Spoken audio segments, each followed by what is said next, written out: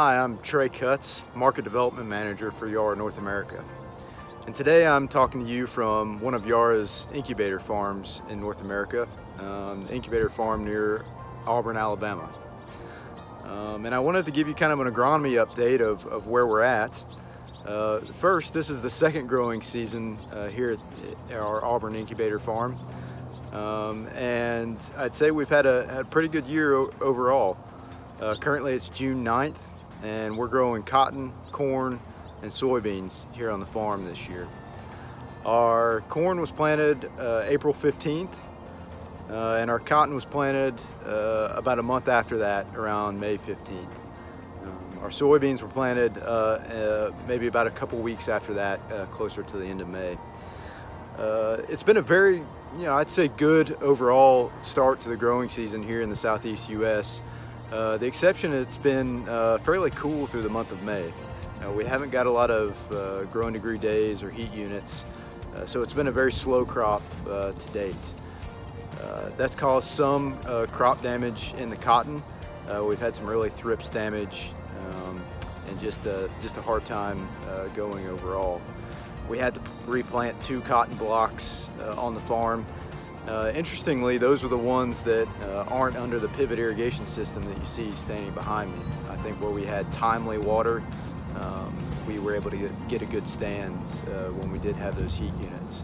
And it's interesting, here today it's spotty thunderstorms, and it's not like we're without water in this region.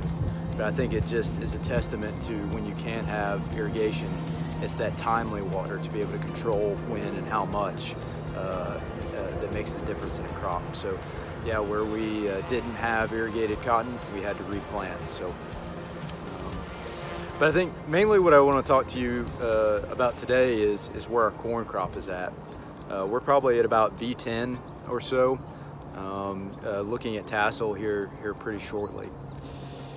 But one of the interesting things that we've put in place here at the incubator farm this year is a block looking at our adapt-in nitrogen model. And I think with the cool weather, the lack of rain early on, and then steady rains afterwards, it was interesting to see how the model evolved as we got into side dress. The corn crop had about 60 units of urea up front, and so we were looking to side dress at about V6 the remainder of the nitrogen units. Our yield goal, we're shooting for about 250 bushels, so the old adage is about a pound of nitrogen per bushel, right? So if you looked at our block, we've got 3 different sections. One where we just had our standard side dress rate of about 190 units, plus the 60 additional up front. But the other 2 blocks were based off our recommendation from adapt-in. And part of that section is irrigated and part of it is not. And that was a very unique thing, is to see how the side dress recommendation differed under an irrigated zone versus a non-irrigated zone.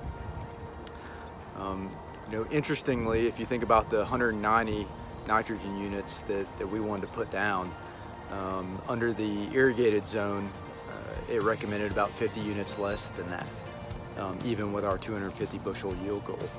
And that's based off of soil conditions, farming practices, heat units, rain that's been in the area, previous nitrogen applied.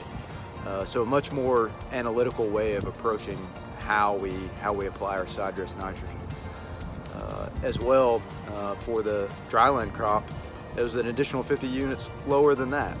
And I think it's easy to see, basically because our yield potential was lower under that dryland conditions. So it accounted for that.